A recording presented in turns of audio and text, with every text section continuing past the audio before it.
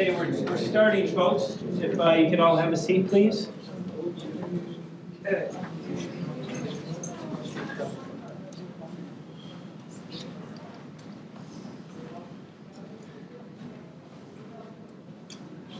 How is everyone today? I would like to welcome you to the Climate Modification Technology Workshop.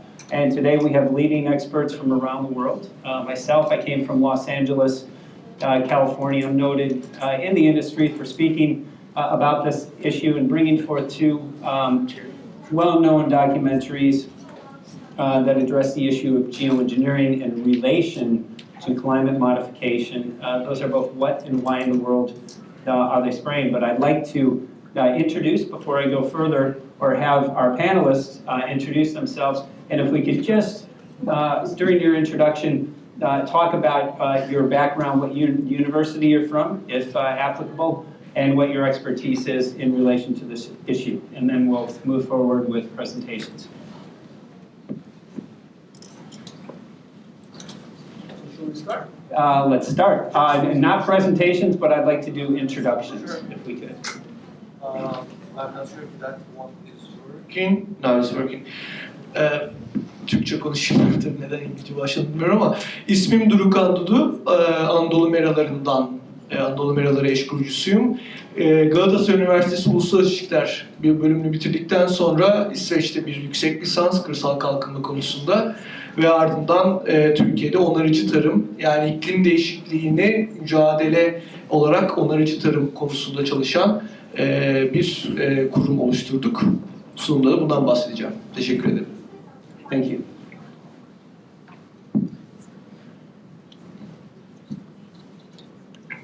Doktor Necmi Dayday.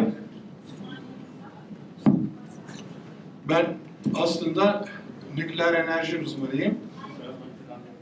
Nükleer enerji uzmanı olarak nükleerin iklime ne kadar pozitif katkı yapacağını anlatmak için buradayım. Teşekkür ederim. Hi, my name is Patrick Roddy. I'm an Irish-born San Francisco. I live in San Francisco now. I have a physics background. I was a journalist and I'm a photographer. And I've been researching geoengineering for several years. I presented a paper to the Paris Climate Conference on the human health impacts of geoengineering, proposed geoengineering solutions, and also testified at the EPA this past August. More will follow. My name is Michael Fleming. I'm an author of the book Weather and Active Men, and also have short books available from Amazon.com. And I have had a little bit of legal action against geoengineering from the States. I live in Huntsville, Alabama. And this book proves that all clouds are man-made. It's cloud physics for anybody that wants to research it, you know. And I'm considering, you know, like just talking about the pollution factor of geoengineering the most is basically chemical weapons use against American citizens, and we don't want that virus to spread to the globe. Hello, my name is Elvin Aldrian. I'm a practitioner of the weather modification in my country, from Indonesia. So it's been a long time that we use this for many purposes. I would like to present some of the application for weather modification in my country. Thank you very much. All right, and we thank you all for traveling, some of us very far, to come in today. Today during the workshop, a lot of what you hear is going to be something new. And that's the issue of geoengineering and other climate modification. Some of it might even sound, a bit conspiratorial.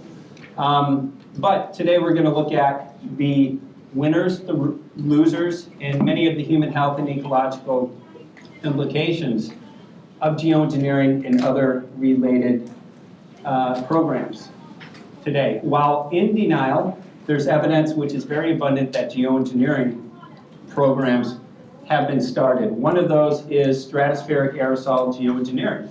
And that's the idea of taking airplanes or other sources and creating an artificial cloud cover to block the sun and mitigate this issue of global warming. What we have found, a number of applications in climate manipulation can be achieved. And they're a very effective way to consolidate both monetary and political power into the hands of a few at the expense of many things on our planet that we value, such as human health, ecosystems, many other things. With geoengineering come many risks, and that contains ozone depletion, aluminum toxicity, this issue of abiotic stress, which I hope we hear more from today within our soils, and that relates to depletion of our food supply and many other challenges that we are faced. It's being sold to the public as a last-ditch issue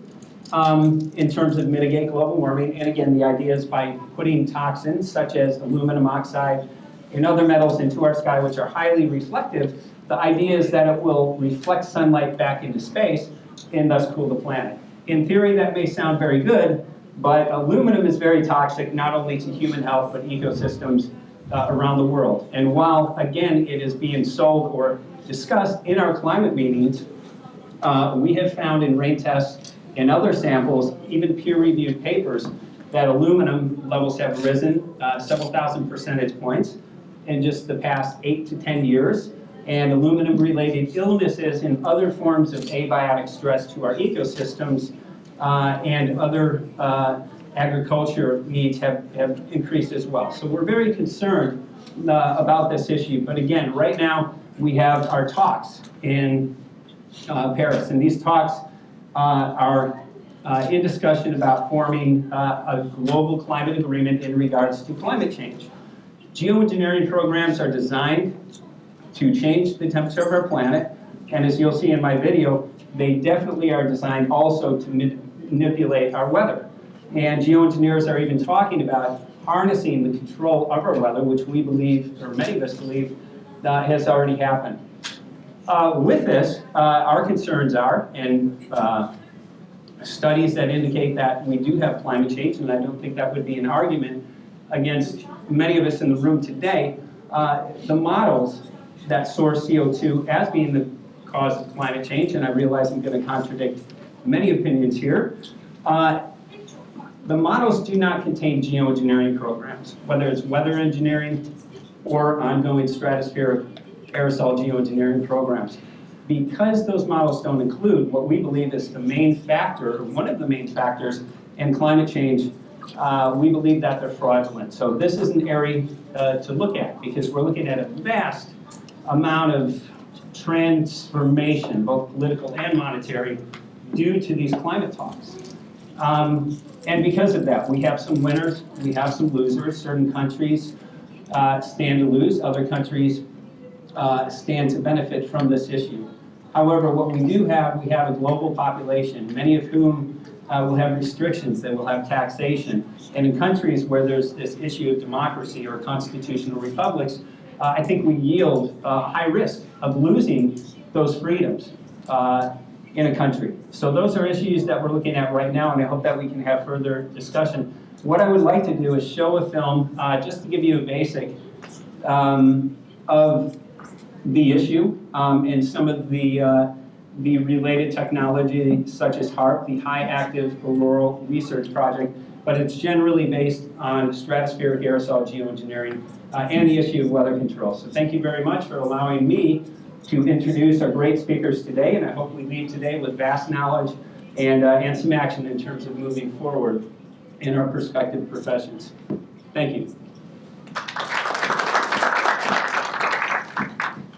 And I'll be doing about a 3-minute question and answer after we play this video. Thank you.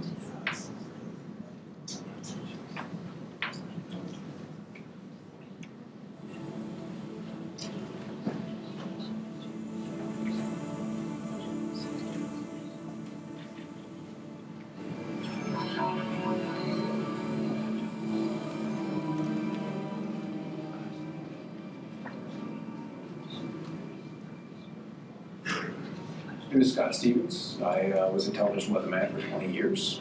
These chemtrails are absolutely required to impact whatever weather event they were designing. And the trails were an absolute necessary ingredient for them to achieve their weather modification goals. Chemtrails are a key element in the whole thing because they're obviously a way of putting a highly reflective material into the atmosphere. With cloud seeding, the cooling will be achieved by making clouds reflect a bit more sunlight back to space than they would otherwise, and less sunlight reaching the surface would tend to cool the planet. So let's say we were doing geoengineering because we wanted to make the weather a little bit better. The more we see these trails in the sky, the less rain we get. Virtually all scientific data, even from the proponents of geoengineering, state clearly saturating the atmosphere with particulates will create drought. Much has been made of this issue of damage from precipitation. If the issue is understanding the climatic response, which was I think most of where this was going, that's exactly where the precipitation is higher and lower. There will be monsoon failures during that period, there'll be huge hurricanes. It's likely to cause some damage in some places. The global studies indicate there will be some impact on precipitation patterns, and obviously there's a lot more opportunity to work in that area. Just seeding can be pretty effective for the clouds we explored, but the interactions between seeding and precipitation in the form of drizzle are really complex.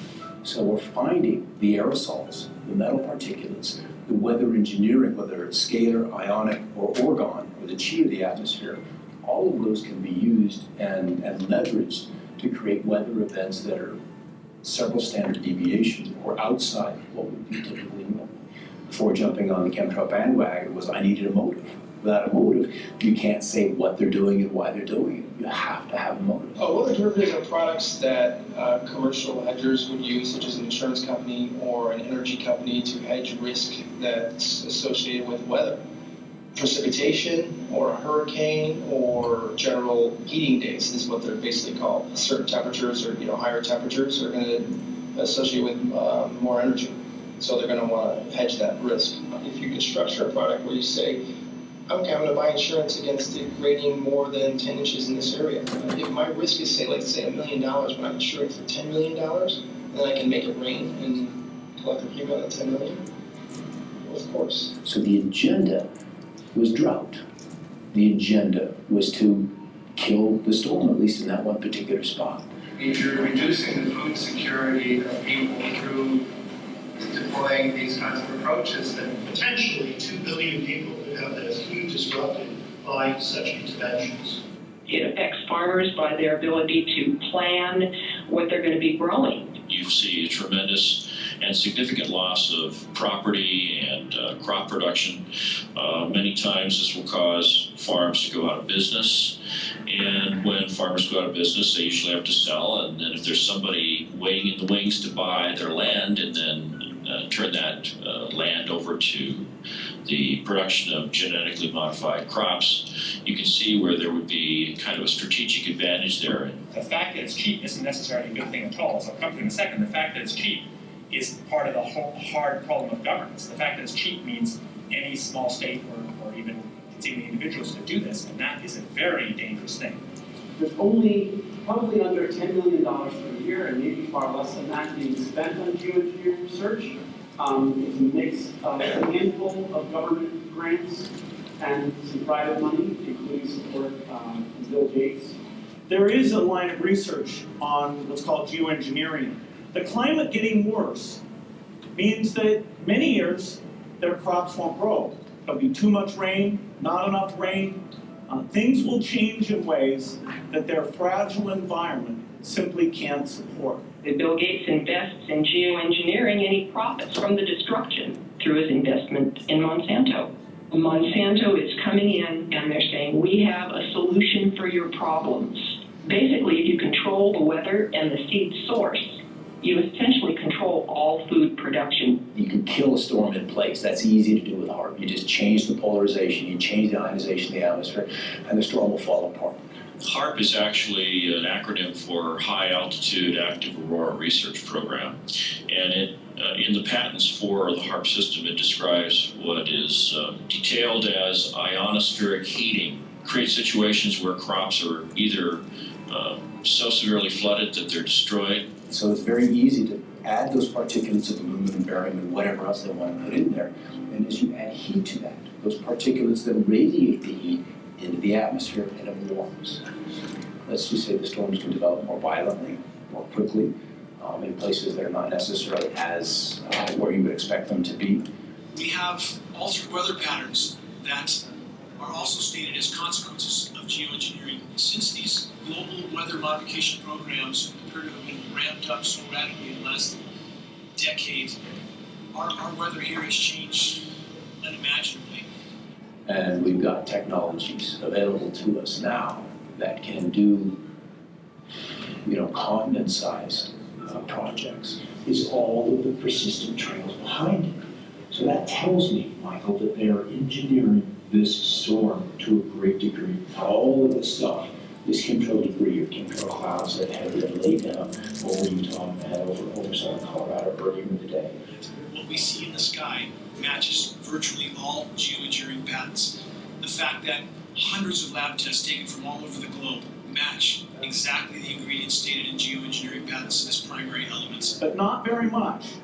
And there's certainly uncertainty about how bad those effects will be, but they will be extremely bad. One of the most hardy brush forms known, the manzanita, it looks like it's made with insecticide. And we're seeing this throughout the ecosystem. And there's virtually no growth, and we see whole plants, whole mature plants, 50, 60, 70-year-old, almost trees die out for no reason whatsoever that we can find other than the contaminated soils. So if it's in the rain, it's in the soil.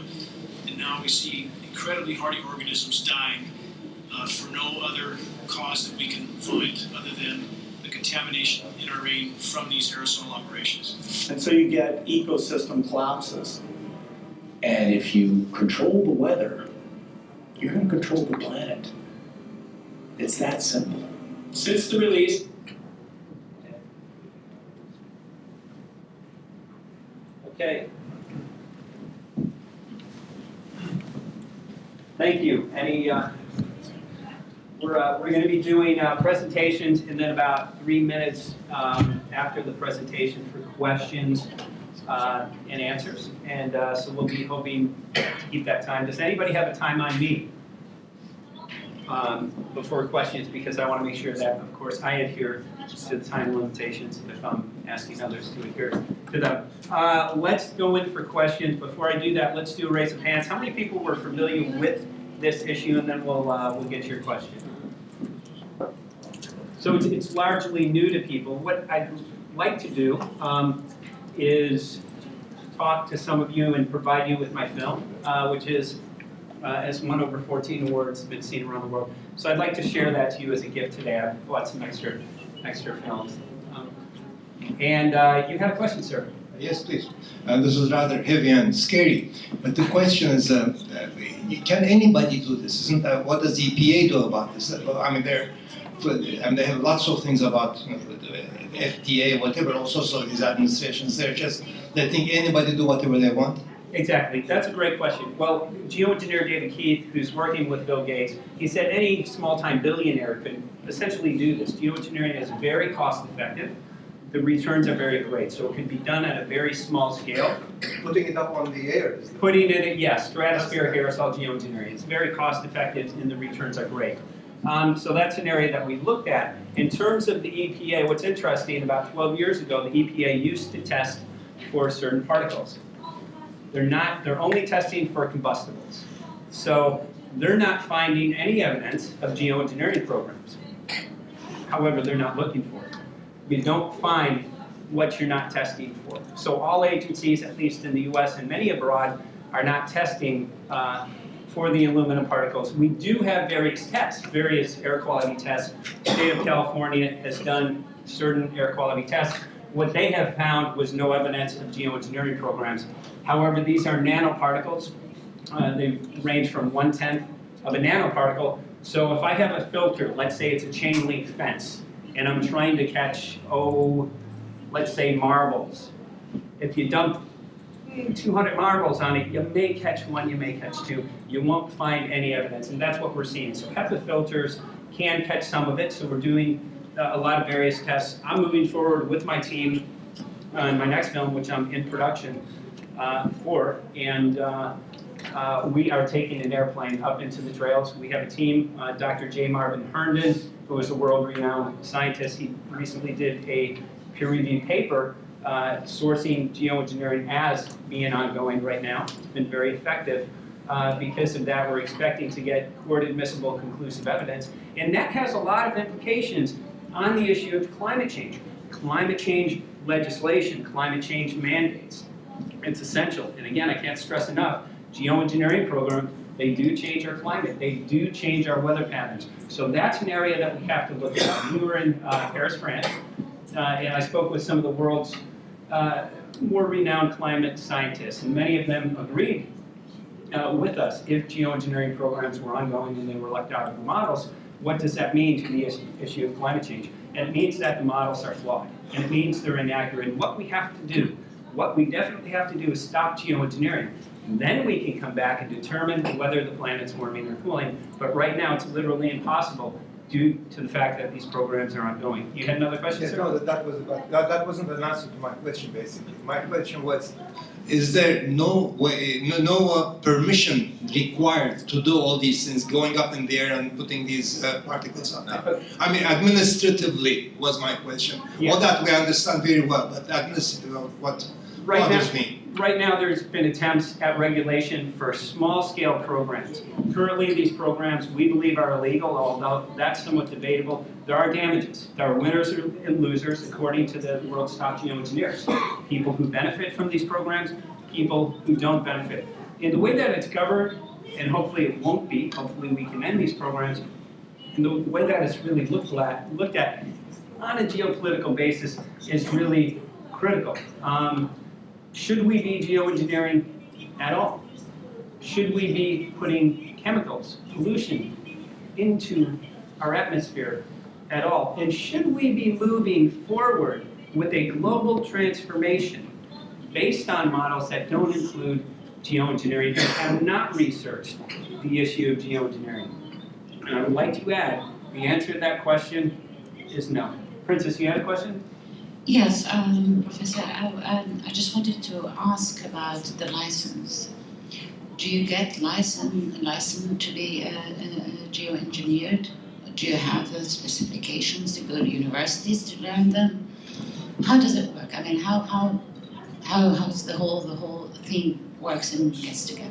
Yes. Well, there appears to be a global, because this is seen in most regions. A couple of regions in Africa, we don't have any visual sites of what we believe, the trails in our sky, which we believe certainly many of them are geoengineering programs. Rain tests indicate that geoengineering programs have been initiated around the planet, but where does this occur? So if you geoengineer, let's say in the United States, that drift can have implications several thousand miles away. So you would get fallout, let's say in Africa, from geoengineering.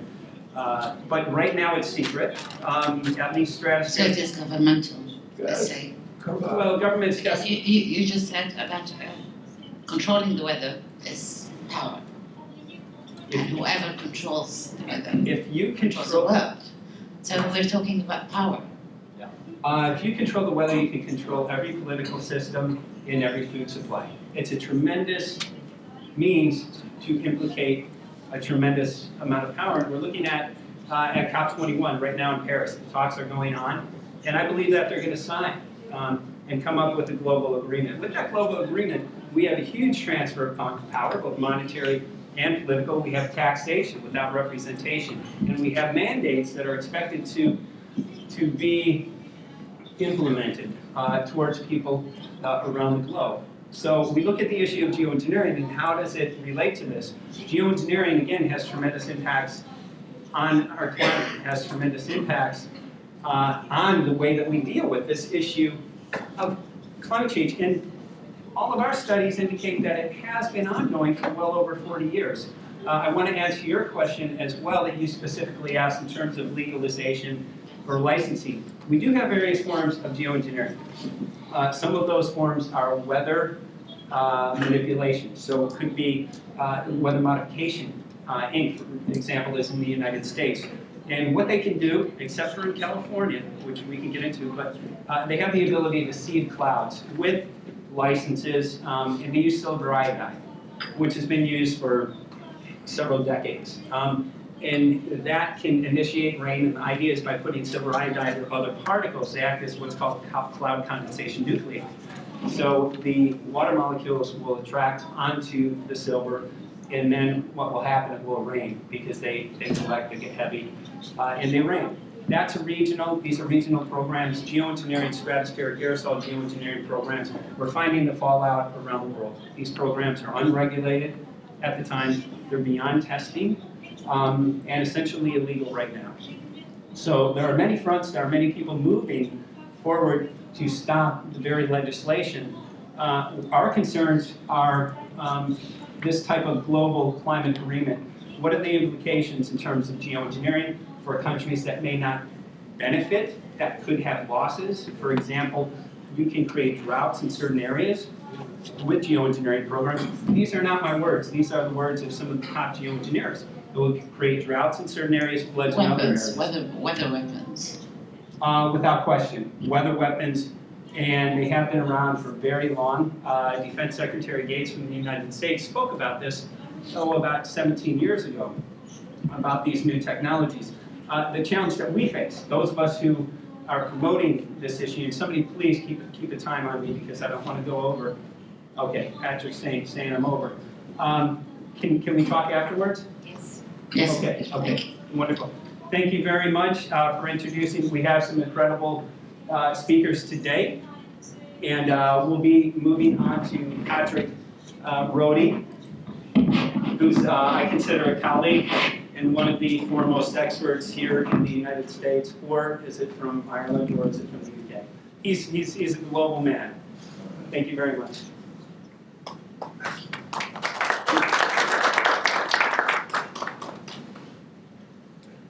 How long is your presentation?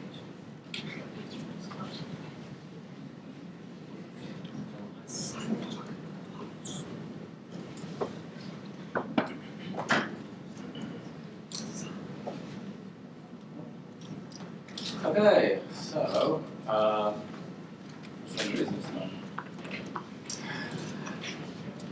so my name is Patrick Roddy. I'm a geoengineering researcher out of San Francisco.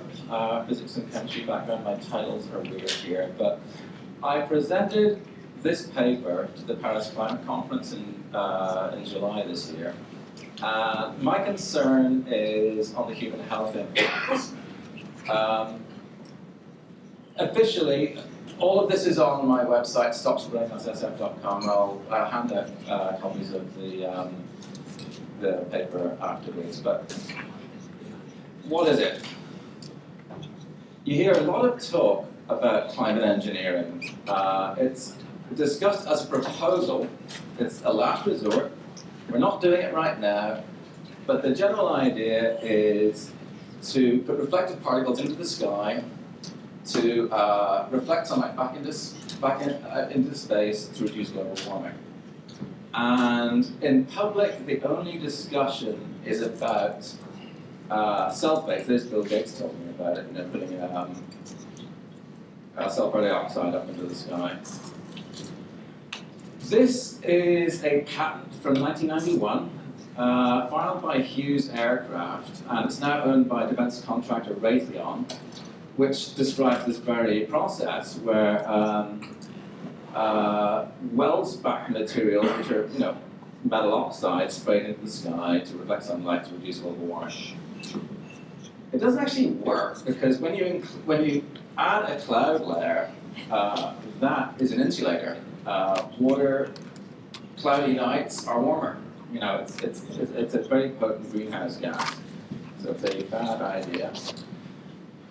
And the same year that was filed, the Club of Rome, which is not like a quiet drinking club, wrote that this is after the fall of the Soviet Union.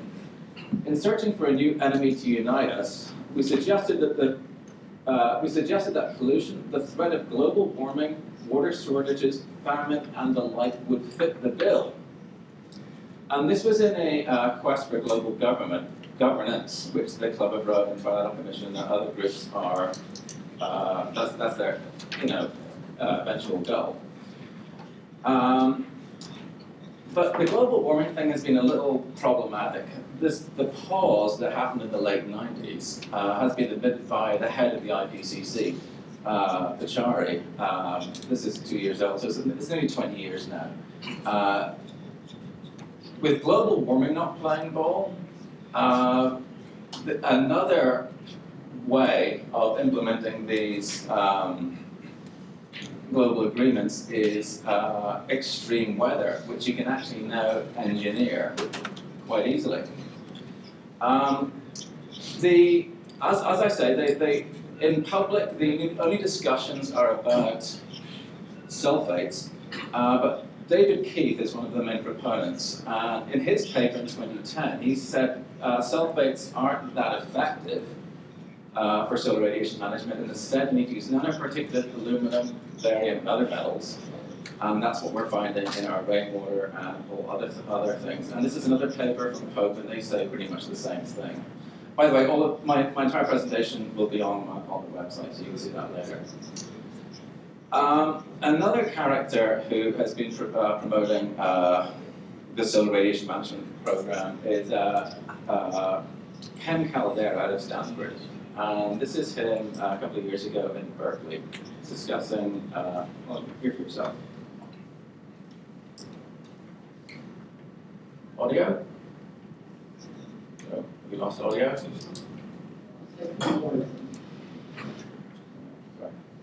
And so you actually use this metaphor of talking about I think it's chemotherapy. Yeah, because chemotherapy, what is chemotherapy? Chemotherapy is taking a poison. And if you say, oh, let's research taking poison, let's be poison researchers. People say, oh, look at this terrible person, he's researching eating poison. He wants people to eat poison, isn't he awful? But, if you have cancer, you might decide that eating the poison is the right thing to do. It's going to kill all the cancer cells more than the good cells. And I don't think you understand much the same way, that it's something you don't want to do. After this lecture, I asked him afterwards about a very controversial statement he said before, and his answer is quite telling. Listen to this.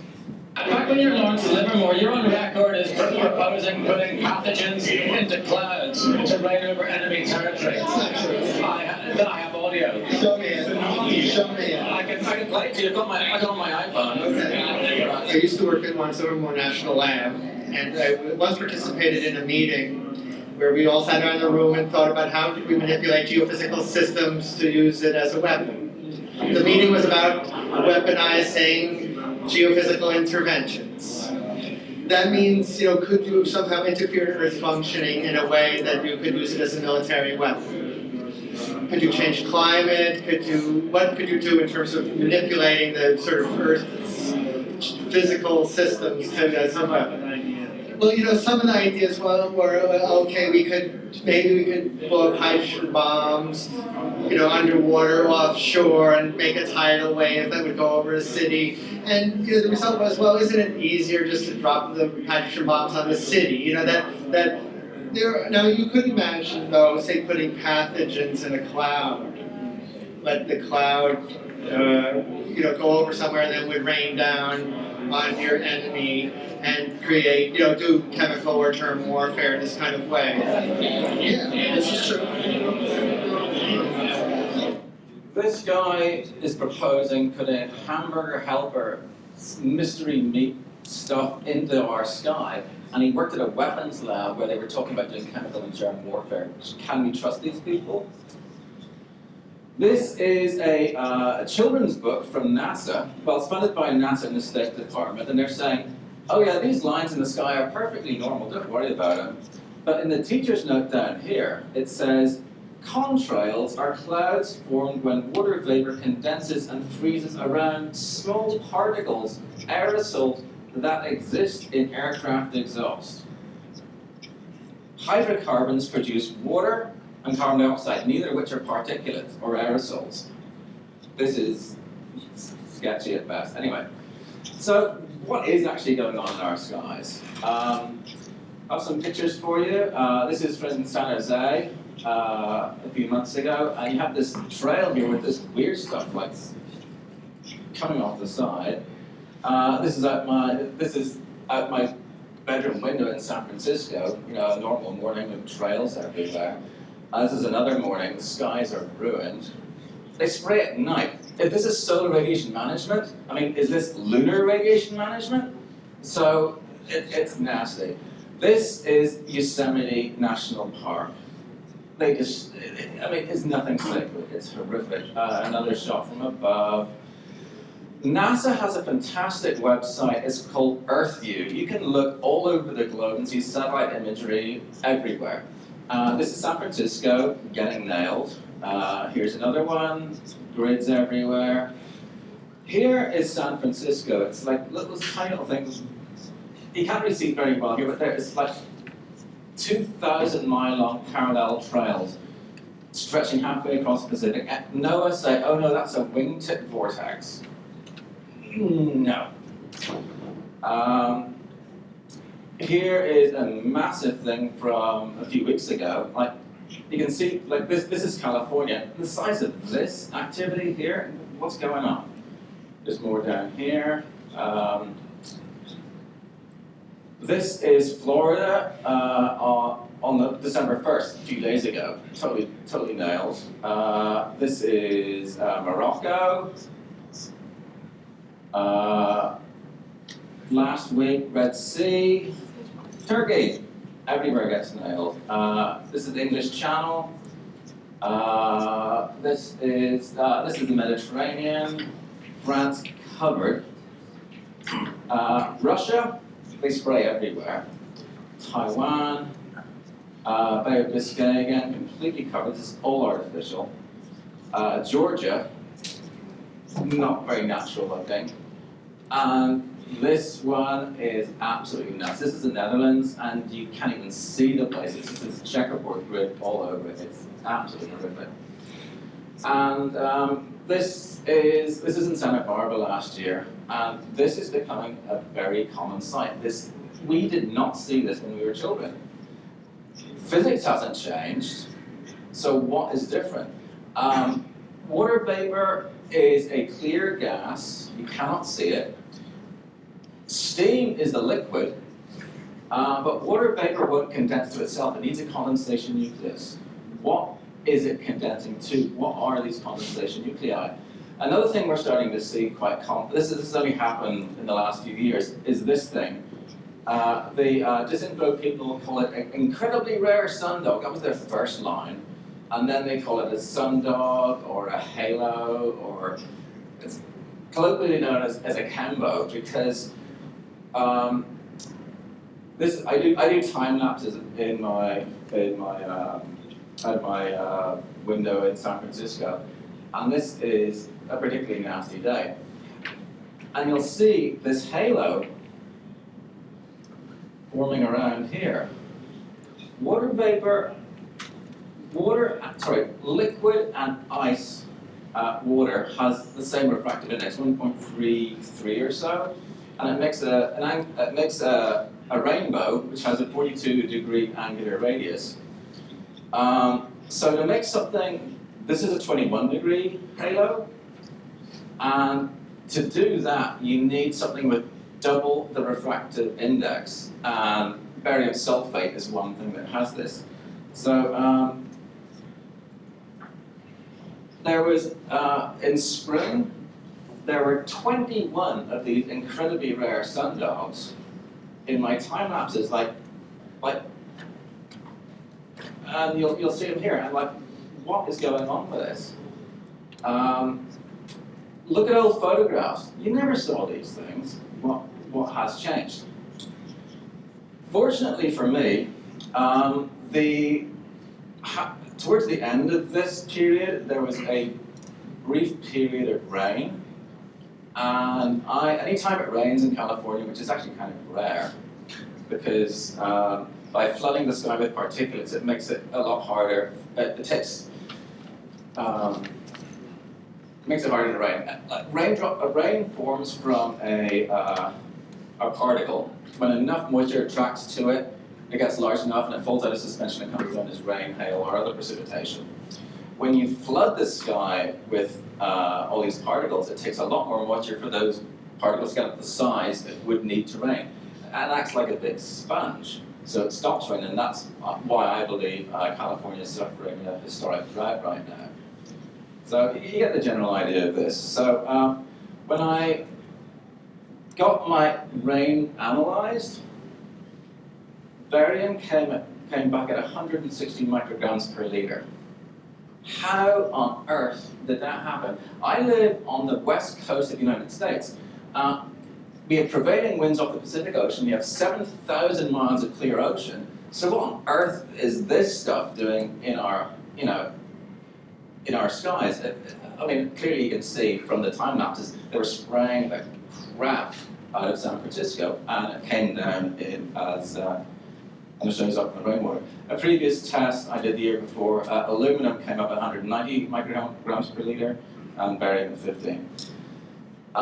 This is the material safety data sheet for barium carbonate, and it's causes vomiting, diarrhea, convulsive tremors, muscular paralysis, pulmonary arrest, sudden cardiac failure.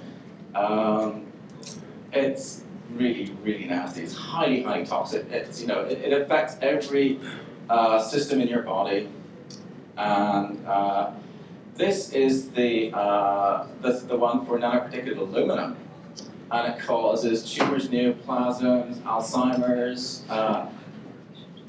Both these metals it's well established how toxic they are. That's beyond question. This was also alarming. In 2011, respiratory failure overtook stroke to be the third leading cause of death in the United States. And this is at a time when smoking was decreasing, factories had moved to China, there was better emissions on cars, so what changed? Apart from the obvious. This is some of the massive data on the toxicity of aluminum. Now people in their 20s are getting Alzheimer's. Alzheimer's in the early 90s did not make the top 10 causes of death in the United States. Now it's number 6 overall. And these are ways you can reach me. So we're long past that point of pretending this doesn't exist. It is not just water vapor or trails. And it's a covert program. It is happening everywhere. As anyone can look, if they go on the NASA website, it is just horrific. And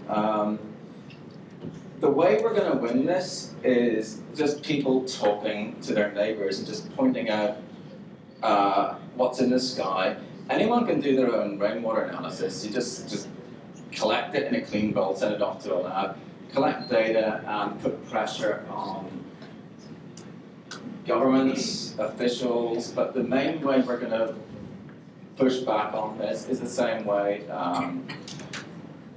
The genetically modified food argument, I mean, a while ago that was just considered like a crazy idea that, maybe GMOs aren't entirely safe. Now, a lot of people around the world are at least cautious about them and think twice about it.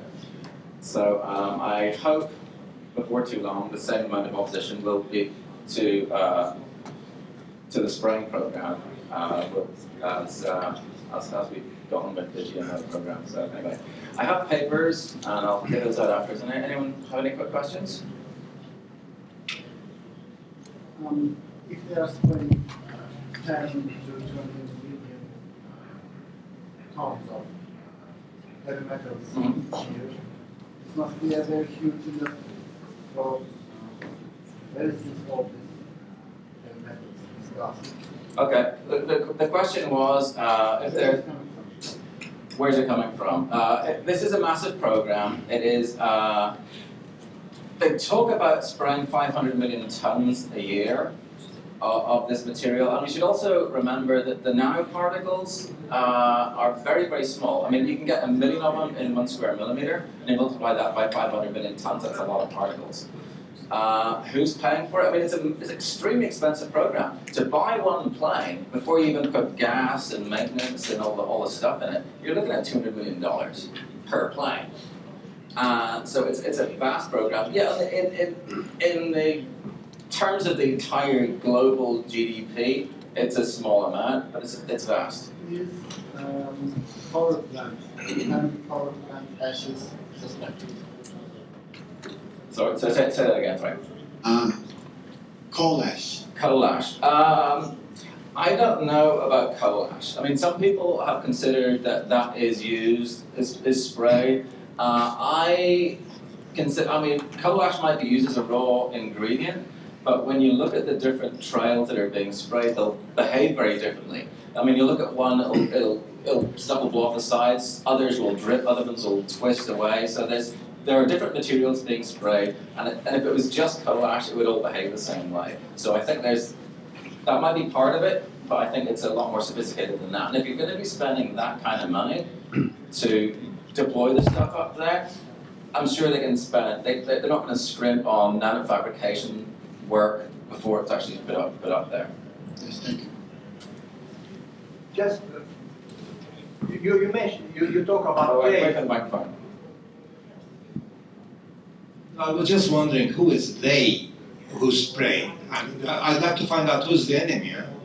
So would I. I'd like to know as well. I mean, they must be very big to do all this. Absolutely. Whoever decided to do this has to be more powerful than national governments, because this program is coordinated all over the world. It's in China, Russia, Switzerland, South Africa, Israel, name a place, they're spraying. So it's something above UN, perhaps? I don't know. They don't invite me to their meetings, and I also don't know why they're doing it. I mean, so I don't know who they are. It'd be good to know. Okay? All right, thank you very much.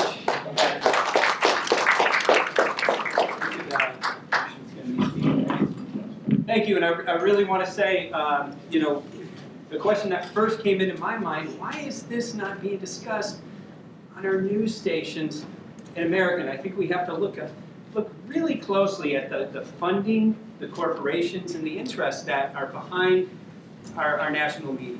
And of course, these programs are not in a period of full disclosure yet. And the reason for that is there isn't a climate agreement. Geoengineering programs, while can be done in a regional aspect, as we discussed before, the implications are worldwide. So, for example, again, if you spray in America, you might have some impacts, creating droughts in countries such as Africa, in Asia, and those are actually the words of geoengineers. And if you have droughts in Africa and Asia, that impacts our food security. And our food security not only impacts the prices of food, but it could have astronomical implications in terms of nutritional related mortality rates. So these are big concerns of ours, but we have to really look at the interest in who's bringing forth the information. Now we have many scientists who are on board doing peer-reviewed studies moving forward, but of course there are some very powerful interests who want these programs to continue. My concern is at the COP21 that an agreement will be reached, and again, that most likely will create the framework to legalize geoengineering without the input of ourselves or our legislators around the world. So it's a very important issue to look at. I would like to announce, speaking of food security, what a very interesting segue we have there. But speaking of food security, I would like to speak or introduce Professor Duru, who is going to be addressing different ways of looking at our food security issues and providing food internationally, is it? Thank you so much for your research and looking forward to your discussion. Thank you.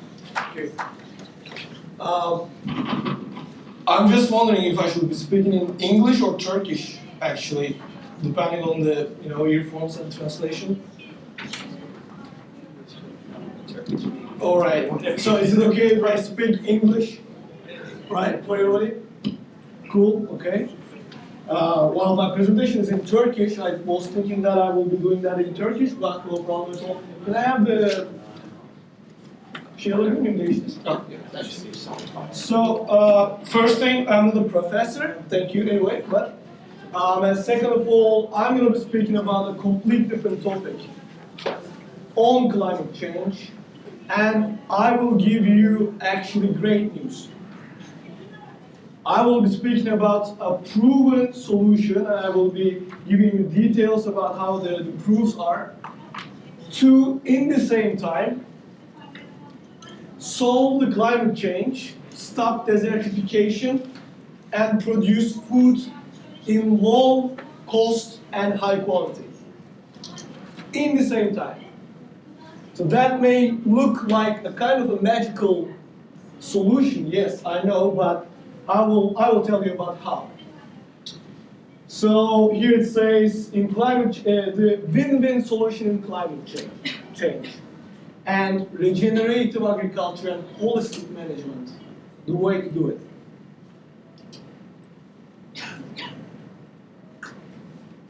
Does it work? Doesn't? Right? Oh yes, thanks. So first of all, we have the climate change as a problem, right? So there is no discussion about that we as humans are emitting carbon dioxide and other greenhouse gases, which do cause a global warming all around the world, changing the global and regional and local patterns, rising sea levels, causing droughts, floods, and wars. There are lots of research about how the climate change has been one of the major reasons for the war in Syria right now, the civil war, which started after 5 years of drought in Syria, which was caused by climate change. And I will just show you this very simple and basic graph about climate change and move on how to fix it. So this graph is from United States of America. It's the oldest carbon dioxide calculated measurement station in the world, in Hawaii. And this is the amount of carbon dioxide in the atmosphere. As you see, in the 1960s, it has been around 315 ppm, and now it's reached 400 ppm. It is rising. We as humans are producing carbon dioxide and other greenhouses which do warm climate and cause all the problems that we are facing. So yes, there is climate change, and yes, we are causing it. So how to fix it? While producing good food. Well, the world nations and governments have been talking about different solutions, and one idea was to solve this through international agreements.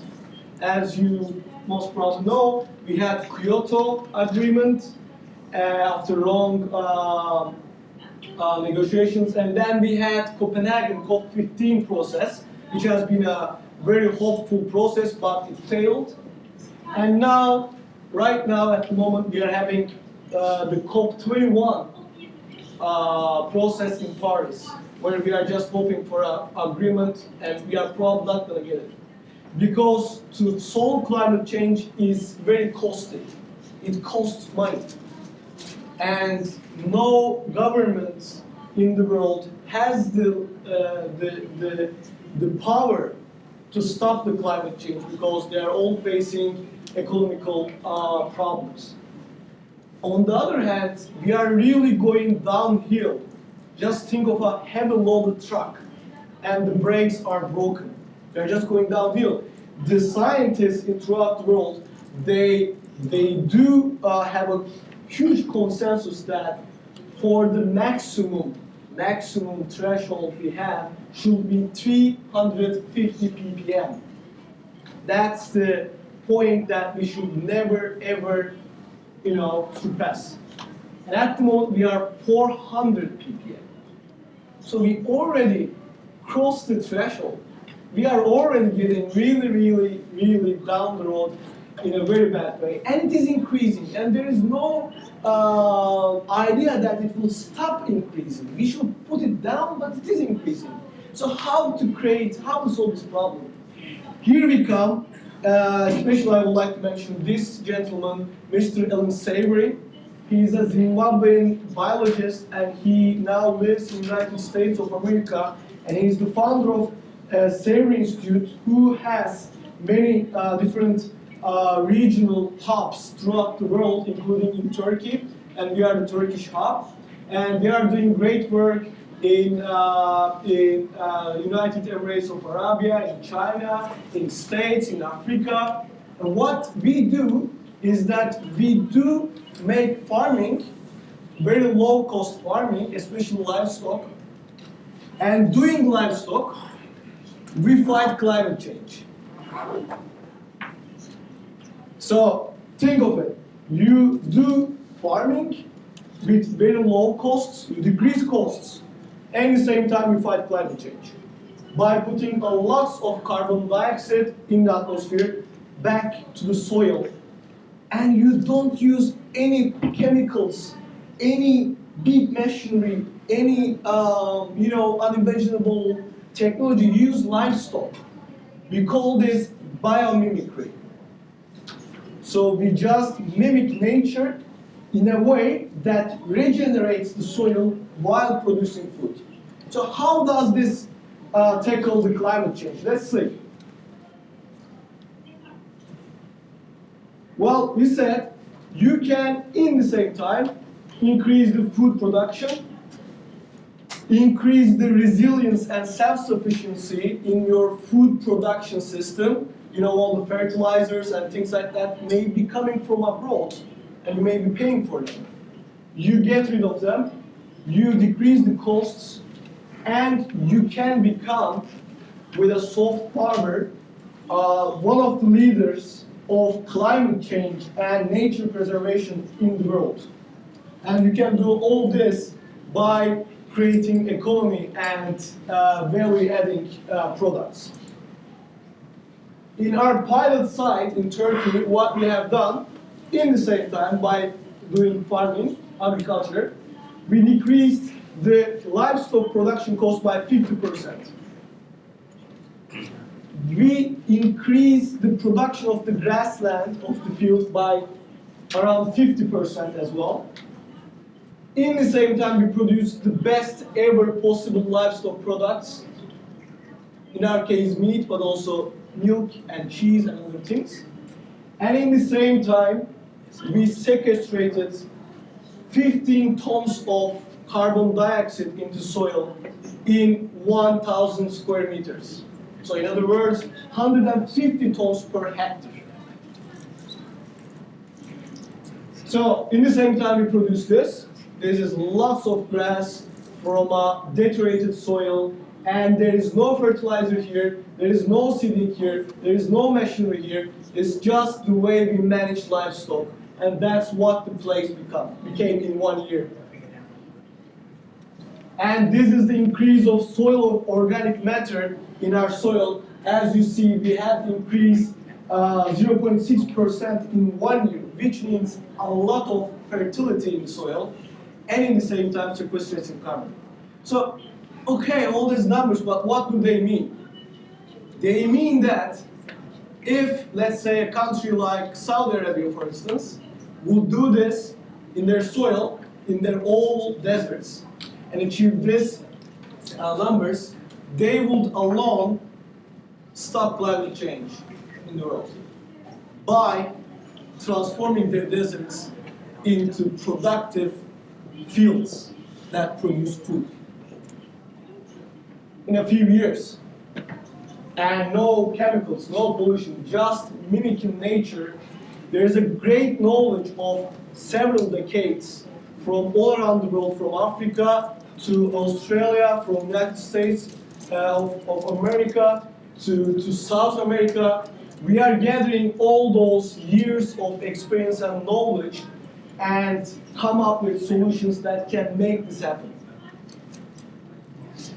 And is it really working? Is it really happening? Or is it just you, me, speaking about this? Yes, it is happening. There is a great number of people reaching those solutions, those numbers all around the world. For instance, France. the French agriculture minister, Mr. Stéphane Le Foll, just announced a new program 2 months ago. That's very recent. That's very, very new. A new program called 4 pour 1000, which means 4 per 1,000. And he is the French agricultural minister. And he said that we want, as France, to become the leader of this new solution of holistic management and regenerative agriculture, and increase the soil organic matter of the world's land only 0.4%. Only 0.4%. Imagine how small it is. And when you do the math, it means that that will alone stop the climate change. And I'm talking about stopping it, not fighting it. I'm talking about getting cold, getting back to the cold days. This is pure math. I can share the math with anybody who wants. It is proven many, many times. The good thing is that it's very feasible because it does cost very low. It doesn't cost anything really. And in the same time you produce food. So you fight food crisis, you produce food for people, for your people, and in the same time you preserve your nature, you regenerate your environment, your land. And from a security point of view or international relations point of view. And that's interesting for me because I have been a graduate for international relations in Galatasaray University in Istanbul. He is one of my teachers back I was in university. And the first time I am gathering those two topics that I'm working together. Because as you know very good, perhaps better than I do, today soft power is very important in international policies. At least important as hard power. And one of the very important things for soft power is economy and the credibility of your nation, of your country, and the leadership that you are playing in different fields. And one of those fields are definitely environment and climate change. Please. Just a little question before you go on. Sure. You just said that in the deserts we can grow fields. Yes. How do you do that without changing the nature of the land? That's a very great question. Yes, for the ones who haven't heard that, the question was how can we produce food in deserts without changing a desert, right? That's a very good question, and the answer is that most of the deserts that we have today in the world is man-made deserts, which means they are not natural deserts. Think of the North Africa, the whole North Africa, Saharan desert. That's a desert, right? That desert didn't exist 10,000 or even 5,000 years ago. It wasn't a desert. But it is a climate change. No, it has been. No, that's the very interesting thing. The desert became, the Saharan desert, for instance, sorry, became a desert 5,000 years ago where there was no climate change. So the way it became a desert was the way people managed their livestock. Livestock is one of the most powerful tools that humanity ever had. With the livestock, you can create a desert like we are doing in Turkey. In Turkey, the whole Anatolia has been known with very strong grasslands that has been, the place where lots of civilizations has been founded. And they were all, their economy were based on livestock, like the Hittites, the Sumerian also civilizations. But with the livestock, we managed to kill those grasslands. And today, if you go to, for instance, Central Anatolia, to Konya. But your soil is different. Your soil is Mediterranean, and your geopolitical area is in the middle of between Asia and Europe. All right, so it is very natural for you to do that. But going back to like our country, which is the peninsula, and we have the biggest desert in the world, which is the Rub' al Khali. How does this work? I mean, it's very strange. It is. You know, The first time I met this... Maybe we just have to divert the Nile. No, the first time I met this solution, that was 5 years ago, I said, no way, it's not possible. I will not believe this.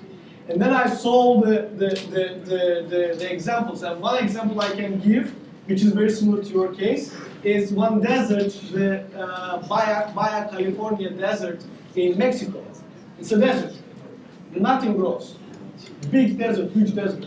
And in the middle of that desert, we have a farmer, a huge rancher, doing holistic management for 20 years. And if you look from Google Earth, his ranch is like an oasis now, green. And it wasn't like that 20 years ago, it was a desert. We had pictures, how it was a desert, and now it is green. I agree with you totally, but isn't there a shortage of water that we are facing in the world? Yes, so that's a very good question. There is a very important thing that we have to relearn, which is the grass. When it rains, it doesn't rain grass. It rains water. So the fact that what you do with this little water is gonna make the difference between a desert and a healthy grassland. So when we do this kind of methods, we are actually making sure that the little rain that falls into our soil stays there. Will not evaporate back, but stays there and create green grass. So in that example, for instance, they are doing this in an environment where the rainfall is less than 100 millimeters per year, around 8 millimeters. How can you prevent unpolluted rain to go down on your grass? Well, I have a long answer for that. If you want, I can give you like in break. Because now we are just, I mean, brief. So the air is polluted, the rain is polluted. Yes. So when you have the things polluted, it's gonna take long time to clean them. That's right. But again, to clean them, our best hope is to create healthy soil. So what we do is to create healthy soil by mimicking livestock, by mimicking biology. Actually, we are using biology as a tool to create healthy soil, which do preserve and holds the rainfall. I am very sorry that I didn't bring any videos that would show you very well what happens when it rains if the soil is naked, bare. It rains, and whatever it rains a lot, but all this goes down the valley, creating erosion, and the day after, there is no water. So you just had 50 millimeters of rain in one day, and the next day, they all get evaporated. And in the land that we are managing, you see that there are 50 millimeters of rain. They do not create any erosion, and they do stay in the soil just because the way we manage the land. I will be very happy to answer any further questions if you have. Just a second, I will just come to you. So, yes, let's take your question first. What happened to the global warming and why it is climate change now? Do you think, is it connected because we are approaching to a cooling age and... Repeat the question. I'm asking what happened to the global warming? Why it is climate change now? Is it because we are approaching to a cooling age? And do you wish to talk about, for example, in the Roman age it was warmer than today? Do you think we were burning too much fossil fuels in the Roman age? And would you like to explain how is carbon dioxide is plant food? Yes? Plant food. Plant food? Yes, carbon dioxide is plant food. I think I can answer that question. Carbon dioxide is essential, and we're going to have to move on. So if there are any more questions, we want to limit this to one, and that was. Let me just answer this very quick, and then we can finish. Wonderful. No, we are not going into a cooling period. We are getting warmer and warmer, and we will get warmer and warmer. The reason why it changed from global warming to climate change is that global warming is. Well, I have looked at all those, and I can guarantee you that if we do not do anything, we are getting warmer and warmer. Believe me, I have seen all of them. I have been working climate change for 10 years now, since I am 18. Government is not using global warming now. They are saying because climate change is more comprehensive. It's not only that we are getting hotter, we are also getting colder winters. The climate change is a more comprehensive word. And I would like to use my last minute in something else and finish this presentation. If you want to get in touch with us, we can just go visit anadolumeralari.com, which is our website. We are a global working movement, and I would just like to finish with this one. I always have been told that ecology and economy are enemies. We have been told like this. I never said that. Yeah, well, we have been told, yeah, not you, I know. We have been told that if you want to fix ecology, you have to decrease the economy. And if you want to fix economy, you have to abuse nature. But right now, with this holistic management and other regenerative agriculture, we can at the same time fix economy and fix ecology at the same time.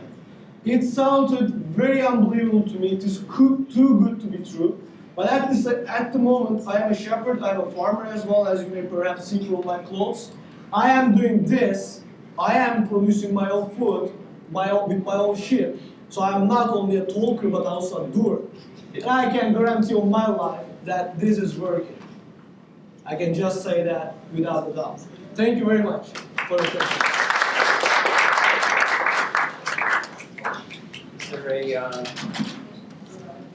Can you hear me? All right, a very interesting presentation, and I thank you very much for sharing your studies and everything with us. And again, I think it's a question that we need to ask. Food security is very important to all of us, and especially for our nations. And we have to look at, I'm not going to be speaking, so I'm just kind of transitioning. So I think it's very important that we look at the reasons why we're having water shortages, why we're having droughts in certain places, and how can we address this? Is it implementing more technology, or do the solutions lie within nature themselves? And there might be some corporate conflict within a natural setting. However, I think that we can find balance with corporate interest and with the balance of nature. So I just want to put my opinion in there without being too judgmental. So thank you very much for many of your viewpoints. And I would like to introduce Professor Edwin Aldrian, who's going to be speaking about his research as a Director of Center for Research and Development at BMKG Indonesia, who will be directly speaking about not so much, well, I guess a factor of geoengineering, which is regional climate modification, something that's been licensed and has been utilized for several years. So I think it's going to be very interesting. Thank you very much. Thank you very much, Chair. If we could, thank you.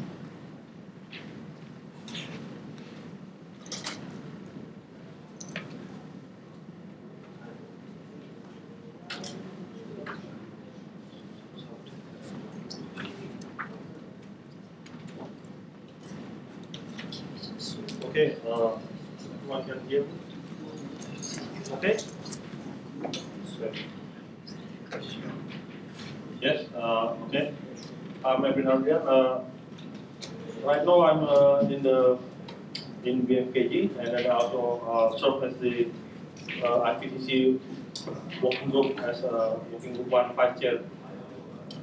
So thank you very much for the organizer to invite me here. I would like to talk some application of weather modification in my country on the food, water, and energy security and disaster prevention.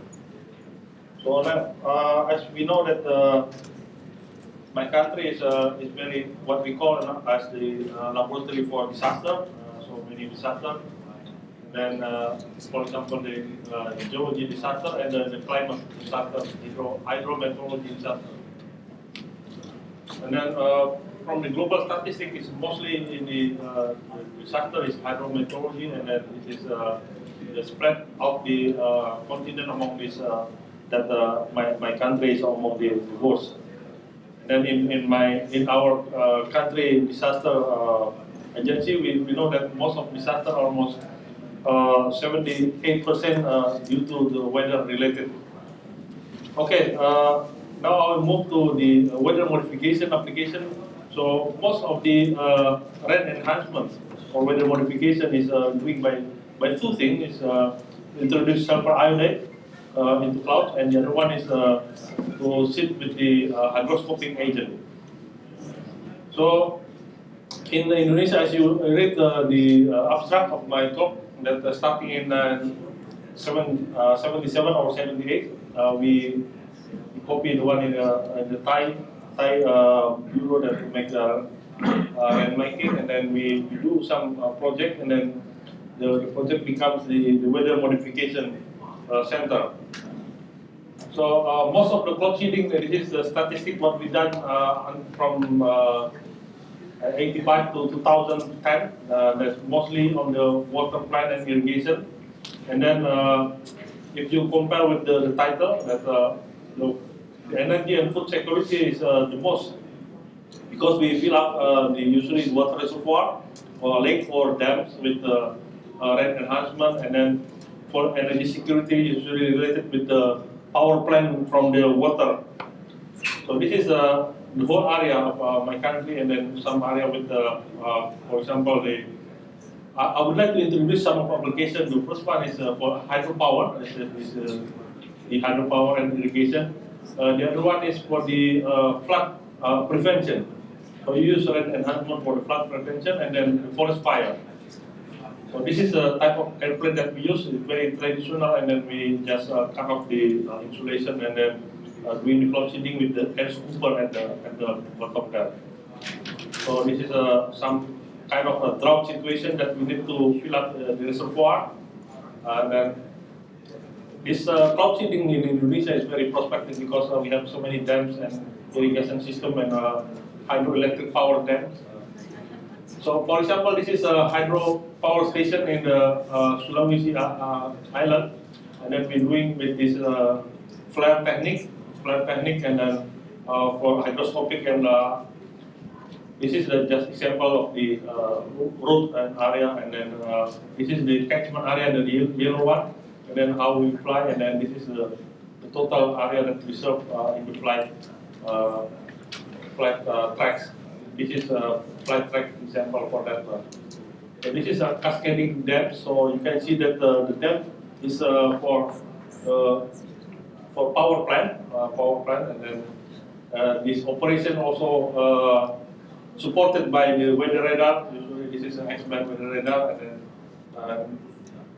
C-band weather radar, and then we can direct pilot, which is blindly operating the flight, and then controlled by the radar operator. So these are the flare, and this flare already we already made this nationally, so we will not import this anymore. So this is the flare that we try and burning at the down and at the surface. So this is the hygroscopic flare that we produce, and then this is it's actually comparable to the one made from the United States. With some sulfur, charcoal, and so on like that. So this is the testing flight for the flare, and then we already look at this 3 dams. So this is the upper catchment, this is middle, and the lower catchment area. So now we equip with this Piper Giant aircraft, and then you can see that this is some of application of the weather modification for the filling up the reservoir. Another reservoir that's very important for my country is to supplying the water to the capital is this reservoir, and also supplying the electricity from the cascading dams here.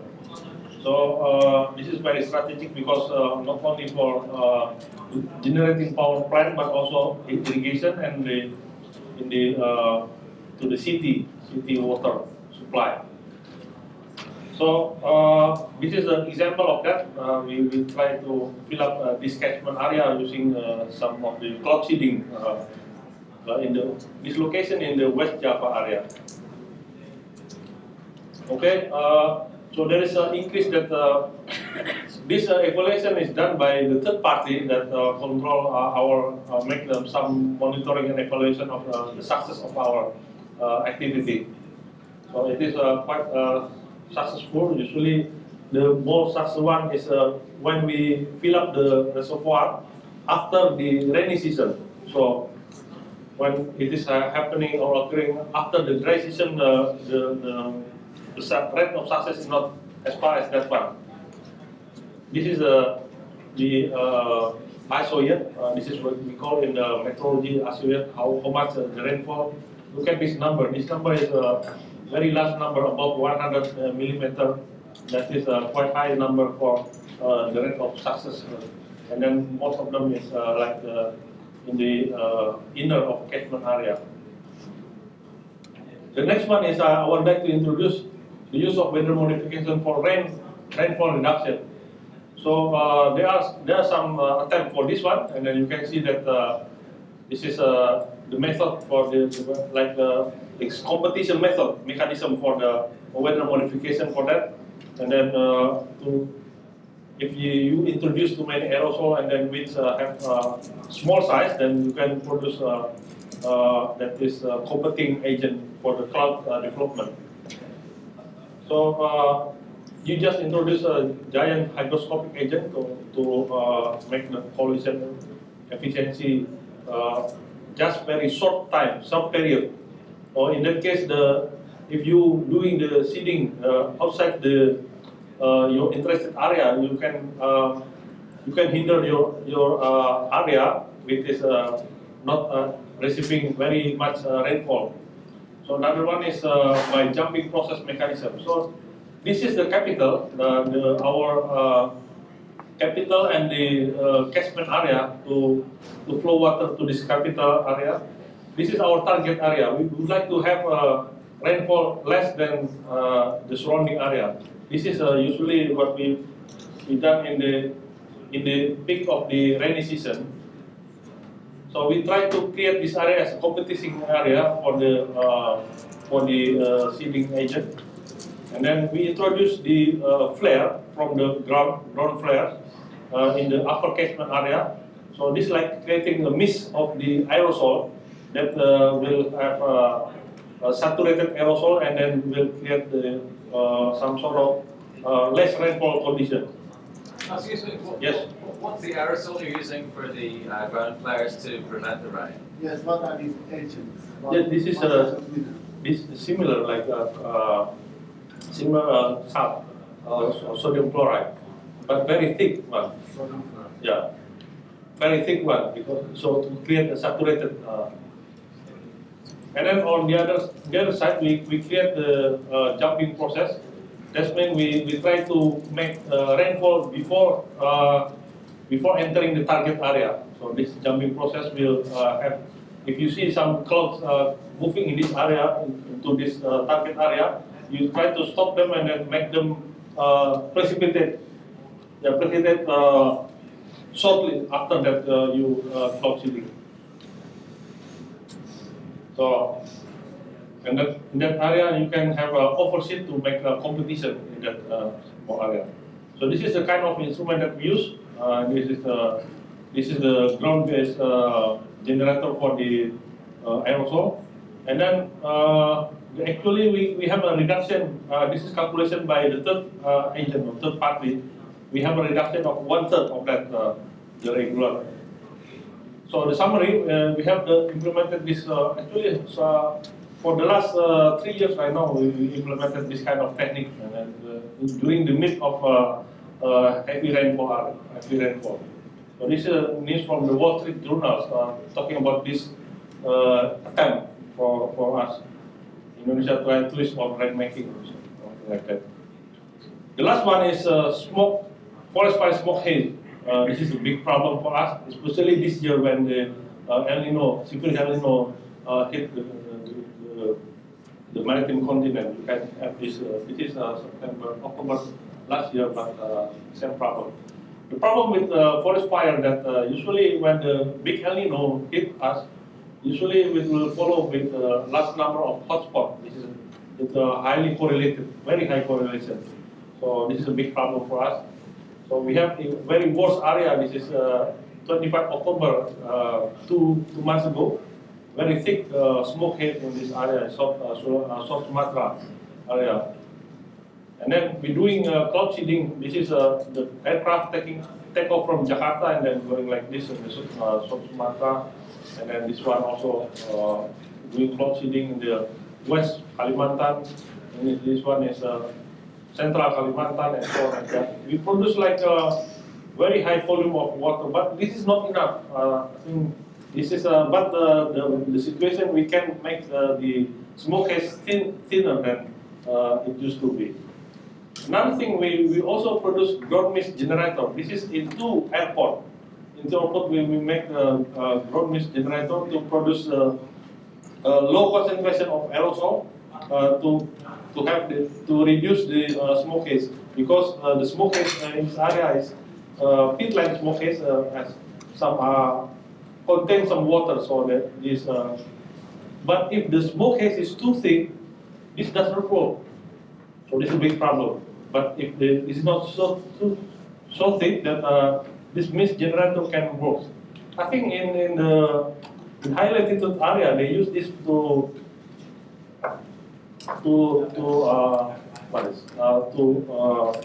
clear the haze in the airport as well. Oh, question. Yes. Those tunnels in the last slide, is that for the entire project? Is that?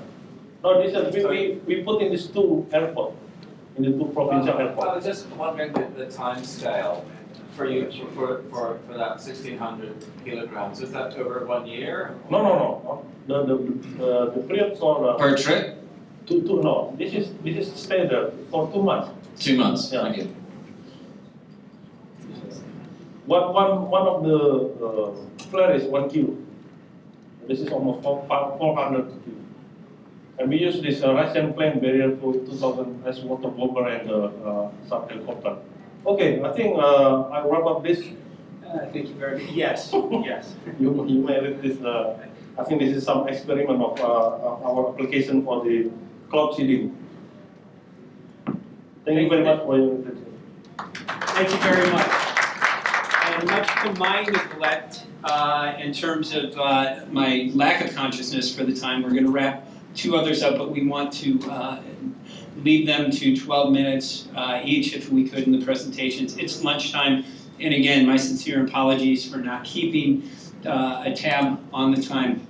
We want to be respectful, and certainly all of the presentations I think are very valuable and credible information. So thank you for sharing the web modification projects and your expertise with our crowd. I would like to introduce Michael Fleming. He is an author of a recent book that has come out, which addresses geoengineering, climate modification, and certain risks that go along with these damaging programs. So, Michael, thank you very much. If you could either sit down or stand up, whichever you would prefer.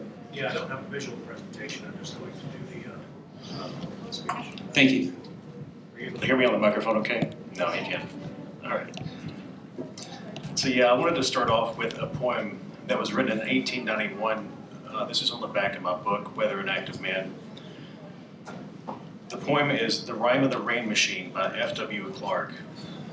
Said Jeremy Jonathan Jones, the weather is far too dry, so I reckon I'll have to stir my bones and try the effect of concussive tones upon the lazy sky.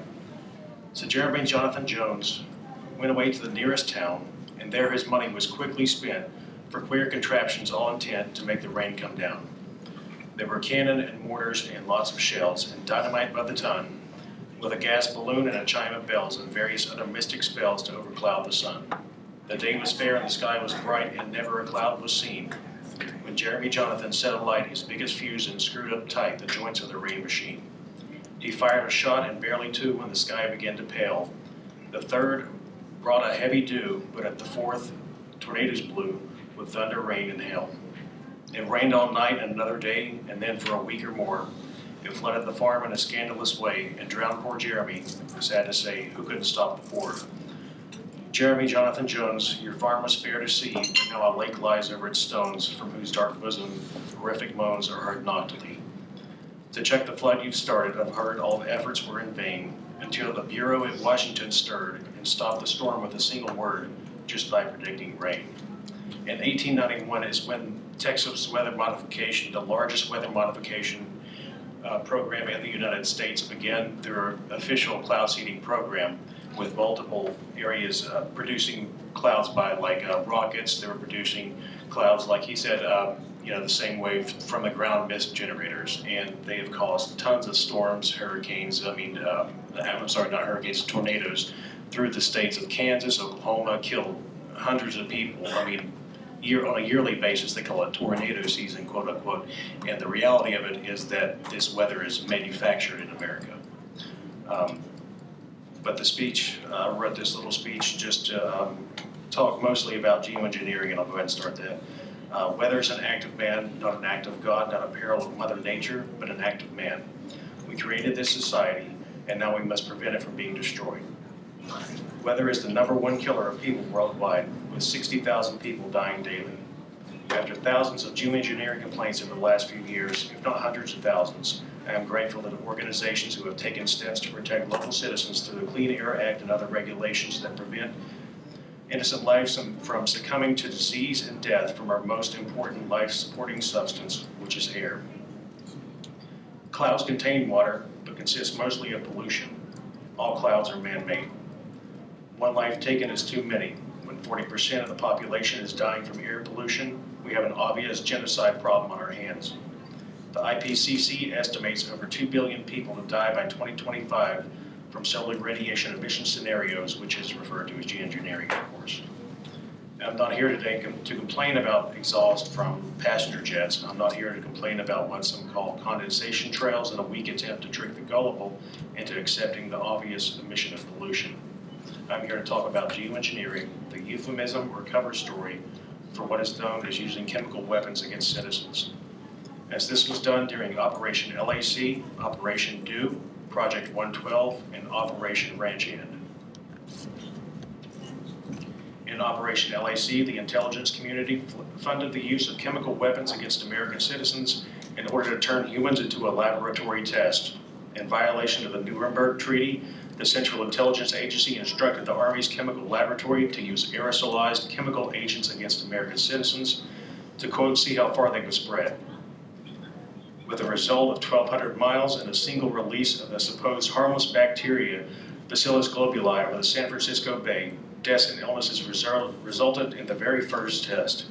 Yet the CIA kept funding the research into creating an artificial sulfate atmosphere with cadmium sulfide, which is a battery acid, and is similar to the same substance now used, which is sulfuric acid.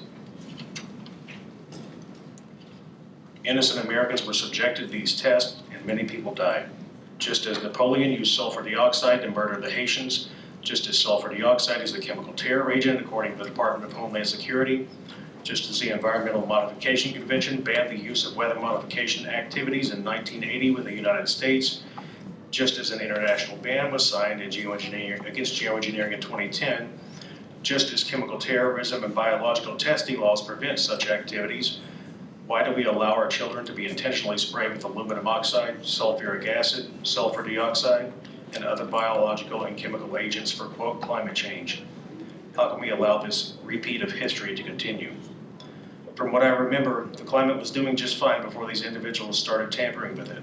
As a matter of fact, the 1990s were flourishing with hope for my country of America. Our technology level was increasing faster than anyone else in the world. Our spirits were higher than ever before.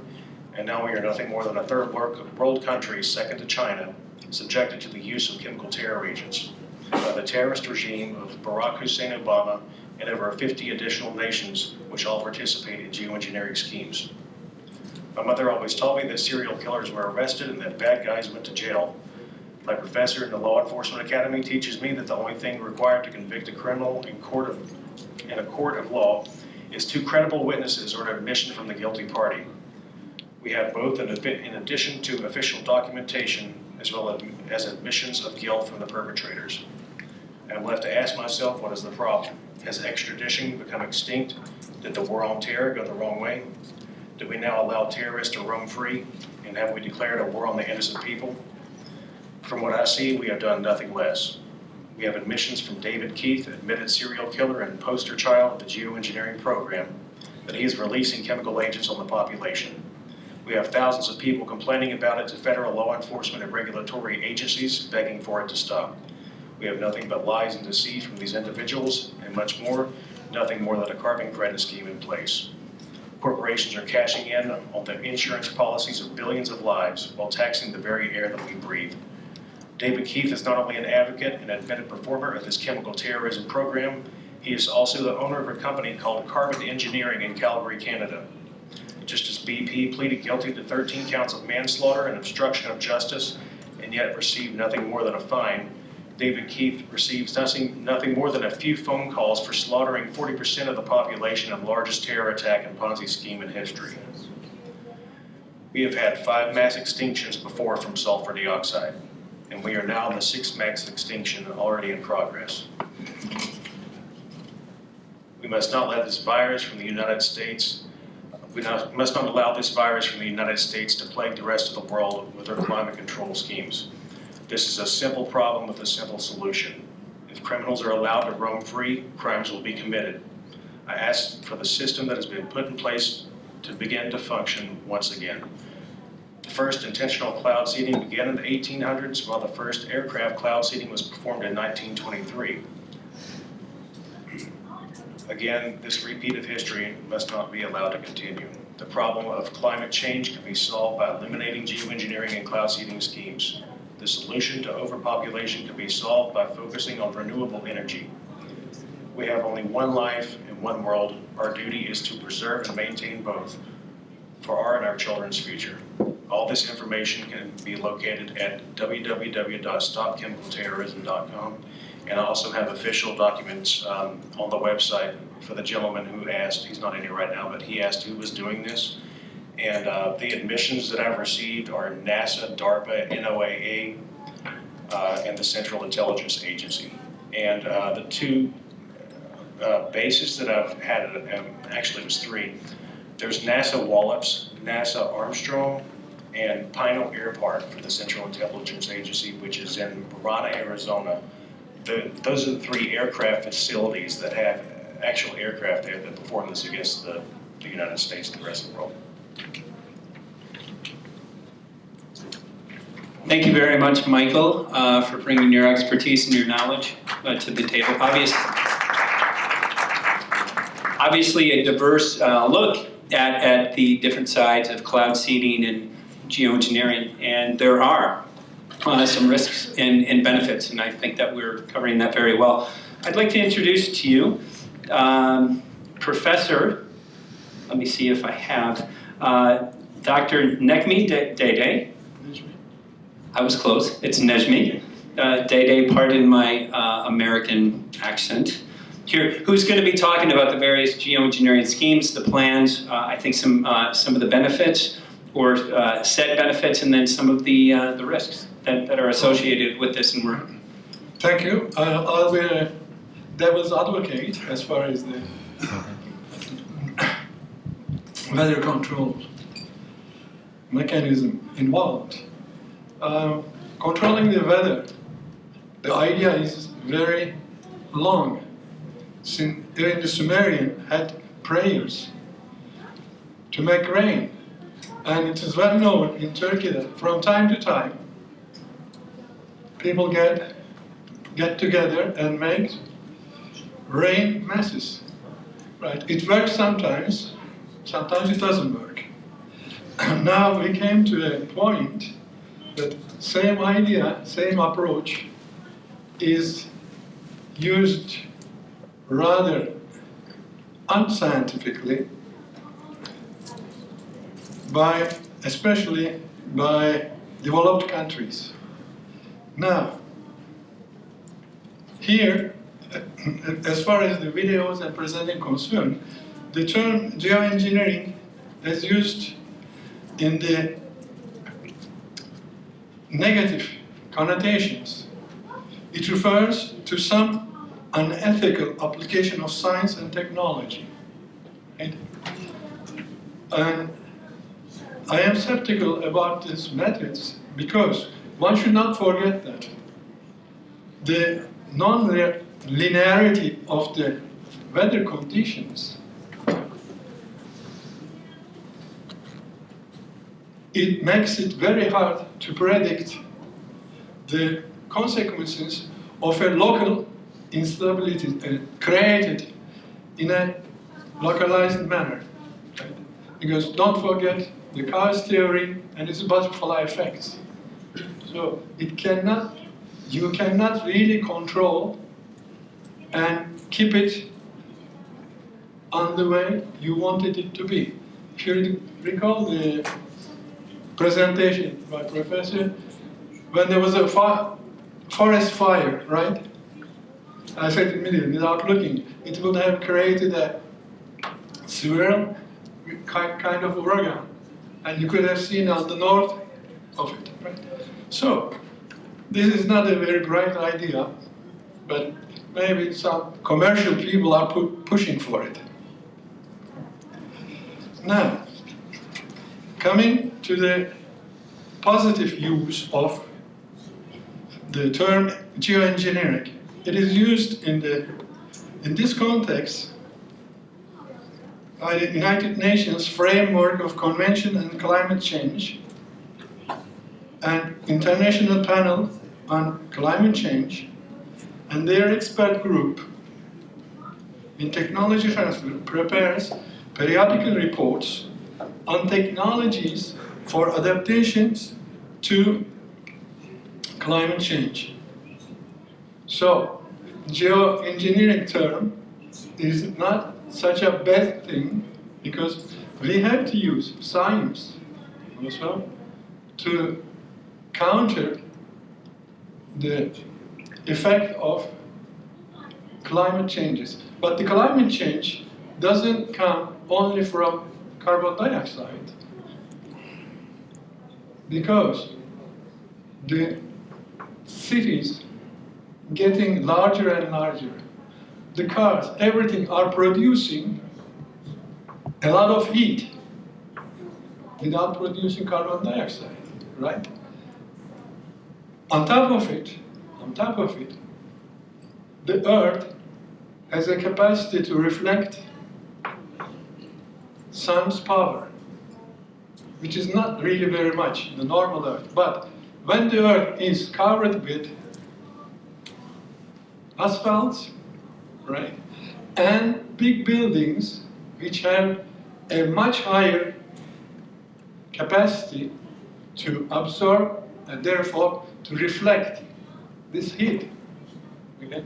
So this adds very much to it because this reflection and absorption is proportional to the surface area. Okay? With the buildings, like here in Istanbul now, you see the tens of thousands of them, high buildings. So they have four faces. And all asphalt, it multiplies the surface which absorbs and gives it. You might see it, we usually feel it now in Istanbul at night. All this heat absorbed on the buildings is given off back at night. So you need air conditioning. So the problem really can be addressed by thinking about this.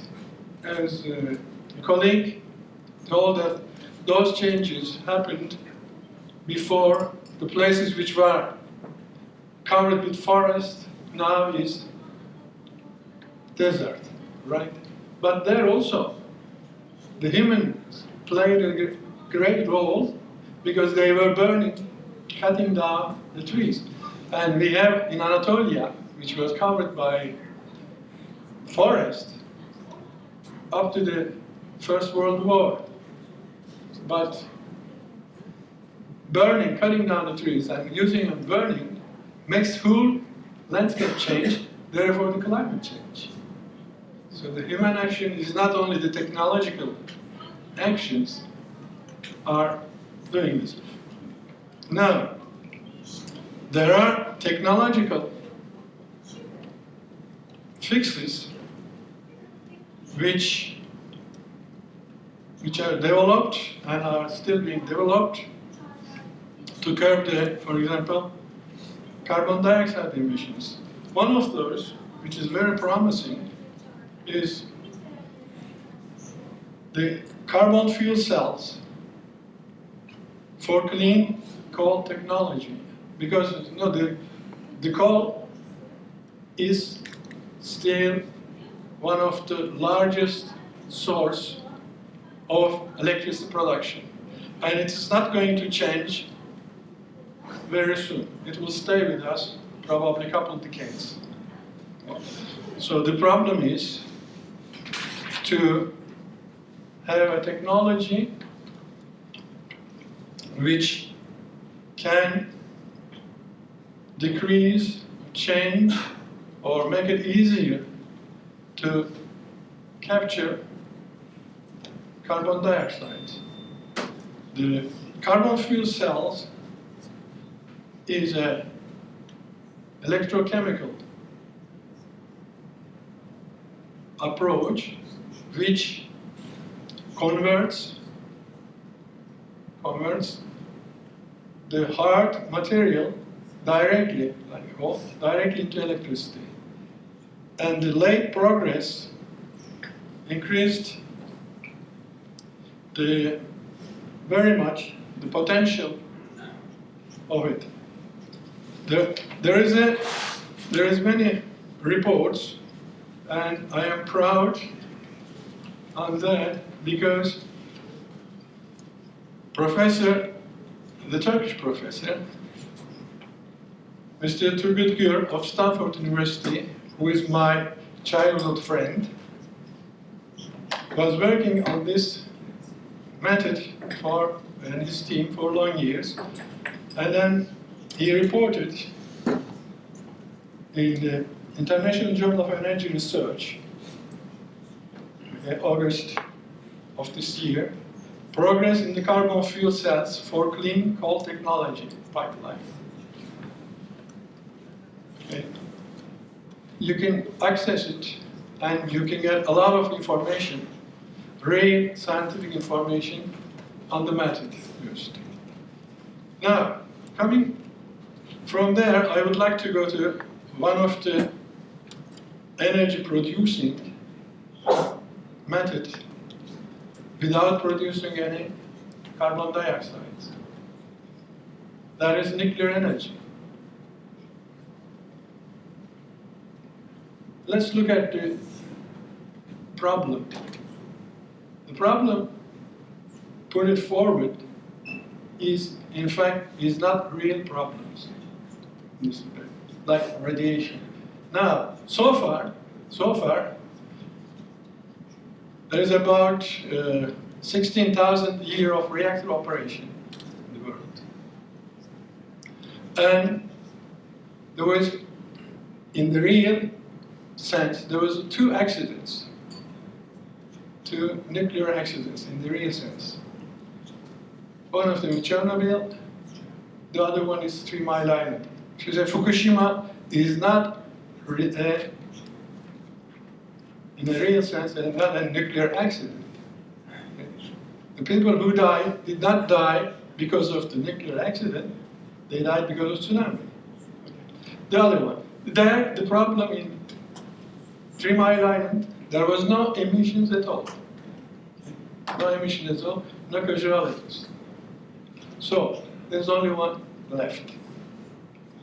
Now, the effect of this is not as large as it is publicized. You can look at the reports of IEA and World Health Organizations. Okay? There are thousands of pages of studies, plus one thing I'm going to point you out that the worst case is Hiroshima and Nagasaki. Right? There, the atomic bomb used, and the whole area in Nagasaki and Hiroshima was destroyed and was thickened with radioactivity. Now, if you go to those cities, which I have been many times because of my inspection, you will see beautiful cities. How it was fixed? It is by technology. Because the Japanese used their technological, scientific knowledge and cleaned all this area, which they are now undertaking for the Fukushima. And from now to 10 years onward, everything will be put back into the even better conditions, which is unfortunately not the case of Chernobyl. So we have technological and scientific methods to curb the carbon dioxide and also the method to urbanization methods, okay, to change the way we live, okay, which necessitate the high buildings, everything. They need a lot of energy. They need a lot of energy. But if we really plan in a right scientific way, this won't be a big problem anymore. Thank you for your attention. Please, and here's the microphone for anyone that would like to ask a question. Thank you. Hello, quick question, actually two-part. One, have you looked into thorium as a fuel as opposed to using uranium and plutonium? And secondly, how do you square the plateau in global temperature rise since the late 90s with the corresponding rise in carbon dioxide levels to over 400 parts per million, which is still a trace gas. So carbon dioxide is going up, temperature is not going up. So the thorium and carbon dioxide. Thorium, okay. Thorium is not fuel by itself. So you have to use it in the nuclear reactors and create, as a byproduct, uranium-233, which is fissile. This is a source, an additional source of energy for the nuclear power plants, for a big program. So far, the reserve of uranium was large enough to support a very extensive nuclear power programs worldwide. But as the nuclear reactors' power increases, and the predictions are that it is going to increase, may not be in numbers, but because of the power in the old time, in the 400 megawatts, 600 now, 12, 14, even more. There will be a scarcity of uranium is coming. By 2030, it might be here. Then the thorium will start to be effectively used. And for the temperature plateau, we should not forget that most of the people are always thinking in a static way. Look at this. It is not. Because the important is that everything is dynamic. The important is that it is changing. This is the average we are making, the average. But the change affects us, affect our environment, right? In a negative way. Because I cannot wait that, say, the temperature goes down well, they say, okay, in 2 months it will be cool. But there's 20 years of flat temperatures and, you know, a steady increase in carbon dioxide percentage in the atmosphere. So I still don't see why people are still blaming carbon dioxide when it's rising and temperatures are not. Well, I cannot answer really this because I didn't look at the way it was done and calculated. Okay? Because there are pros and cons on this, people who are pros and cons on that matter, as far as I know. But there are those who say, okay, it's not real, it's only A lot of sides to the issue. Dr. Bachari. A lot of dynamics. I'd like to thank everybody for attending today, and due to my negligence, I think we went a little bit over. It's lunchtime right now, but when we pack up and leave, and I guess there's one more question, what I'd like us to do, realizing that this technology exists, and yes, there are some winners and losers,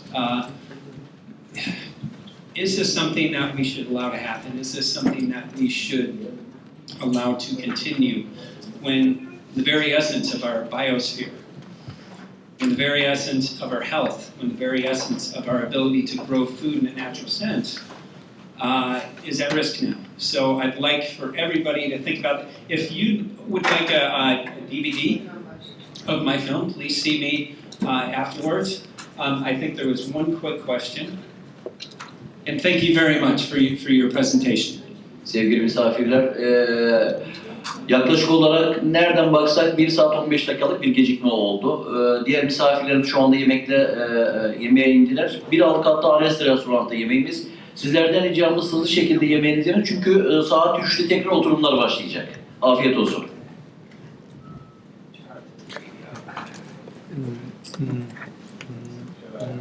Thank you very much. Yes, receive me afterwards. I'd be happy to answer anything. And again, I have some DVDs that I would like to share with anybody who would like some. Thank you.